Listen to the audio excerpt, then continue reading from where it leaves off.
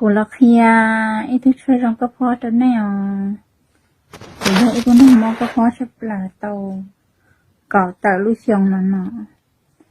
น้องไอ้ชีละจีจงนี่มันก็ตื่นละจีจงนี่จี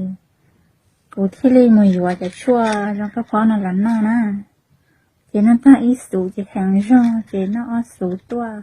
น้องสูอ้อตัวจีรองกูแข็งหลังเตาเฮียน้ากูมอก็พอนะในมออาการมออย่าเลยเตียมอโดยความเชี่ยนอยมอโดยความเชี่ยเจเนี่ยมอ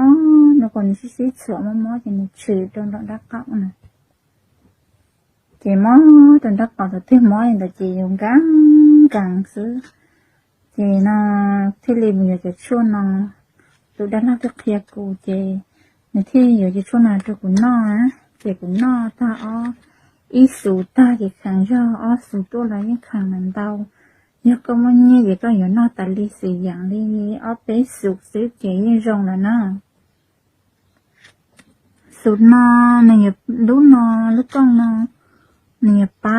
เจ้ามันจัวอยู่จะแบบเลี้ยงหอยอยู่รูปปลาอยู่สักหนูอยู่เตียนมั่วสิ่งอันเจอไอ้ละหายเปื้อนบอแล้วเหรออันสักเคมีแบคทีเรียอันสิ่งนี้อยู่จนอยู่ลำไส้นะในป้านจัวมกตาจีในคอก็จนอยู่ลำไส้เนี่ยก็รองเทียจีก็มุแต่จ้องแล้วก็มุย่องยีจีในป้าเตาลูกเอียลินดานะฮะก็นอจีในป้าเตาก็อยู่รู้อันก็เพราะเขาตอนแล้วก็เขาโมขออาเซตเลยละให้ก็รองเขาอยู่ที่หนูโมขอตอนเนี่ยมันบาดแผลก็บาดแล้วเนี่ยหักสารในอยู่ป้าคนใดก่อนคอยตอนน่ะเด็กหลารองละโมก็ป้วนดี